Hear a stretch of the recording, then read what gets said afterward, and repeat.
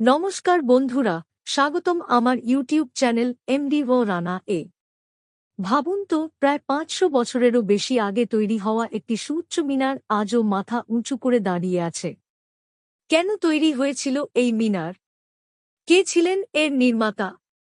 আর কেন একে বাংলার কুতুব মিনার বলা হয়? এমনই রহস্য, ইতিহাস ও লোককথায় ঘেরা মালদহের গৌড়ের বিখ্যাত ফিরোজ মিনার সম্পর্কে আজ আমরা জানব। তাই ভিডিওটি শেষ পর্যন্ত দেখতে থাকুন। বন্ধুরা, পশ্চিমবঙ্গের মালদহ জেলার ঐতিহাসিক নগরী গৌড় একসময় ছিল বাংলার রাজধানী। বহু শতাব্দী আগে এই শহর ছিল রাজনীতি, বাণিজ্য, শিক্ষা ও সংস্কৃতির এক গুরুত্বপূর্ণ কেন্দ্র। আজ সেই গৌড়ের অনেকটাই ধ্বংসস্তূপে পরিণত হলেও এখনও কিছু স্থাপত্য অতীতের গৌরবের সাক্ষী হয়ে দাঁড়িয়ে আছে। তাদের মধ্যে অন্যতম হল ফিরোজ মিনার। ইতিহাসবিদের মতে, পঞ্চদশ শতাব্দীর শেষের দিকে হাবশি বংশের শাসক সুলতান সাইফুদ্দিন ফিরোজ শাহ এই মিনারটি নির্মাণ করেন।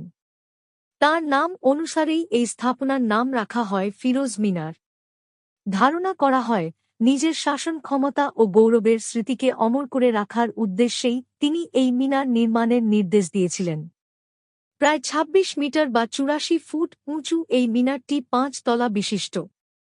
লাল ইট দিয়ে তৈরি মিনারটির নিচের অংশ বেশ চওড়া এবং উপরের দিকে ধীরে ধীরে সরু হয়ে গেছে। এর স্থাপত্যশৈলী অনেকটাই দিল্লির কুতুব মিনারের মতো। সেই কারণেই একে অনেক সময় বাংলার কুতুব মিনার বলা হয়। মিনারটির ভেতরে রয়েছে পাকানো সিঁড়ি। অতীতে এই সিঁড়ি বেয়ে উপরে উঠে চারপাশের বিস্তীর্ণ গৌড় নগরী দেখা যেত।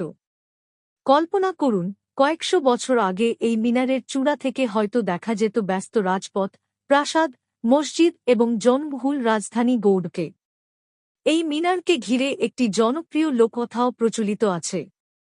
বলা হয়, নির্মাণকাজ শেষ হওয়ার পর প্রধান স্থপতি সুলতানকে বলেছিলেন যে আরও ভালো উপকরণ পেলে তিনি এর চেয়েও সুন্দর মিনার নির্মাণ করতে পারতেন। এই কথা শুনে সুলতান অত্যন্ত রেগে যান এবং তাঁকে মিনারের চূড়া থেকে নিচে ফেলে দেওয়ার নির্দেশ দেন। যদিও এই ঘটনার ঐতিহাসিক প্রমাণ নেই, তবু এই কাহিনী আজও স্থানীয় মানুষের মুখে মুখে শোনা যায়। বন্ধুরা, শত শত বছর ধরে ঝড়বৃষ্টি, প্রাকৃতিক দুর্যোগ এবং সময়ের অসংখ্য আঘাত সহ্য করেও ফিরোজ মিনার আজও অটুটভাবে দাঁড়িয়ে আছে। এটি শুধু একটি পুরনো স্থাপনা নয়, বরং বাংলার ইতিহাস, স্থাপত্যশৈলী এবং গৌরবময় অতীতের এক জীবন্ত সাক্ষী। আপনি যদি কখনো মালদহের গৌড় ভ্রমণে যান, তাহলে অবশ্যই একবার এই ঐতিহাসিক ফিরোজ মিনার দেখে আসবেন। কারণ ইতিহাসকে বইয়ের পাতায় পড়ার চেয়ে নিজের চোখে দেখা অনেক বেশি রোমাঞ্চকর। ভিডিওটি ভালো লাগলে একটি লাইক দিন, কমেন্ট করে আপনার মতামত জানান এবং ইতিহাস ভিত্তিক এমন আরও ভিডিও দেখতে এমডি রানা চ্যানেলটি সাবস্ক্রাইব করতে ভুলবেন না। ধন্যবাদ।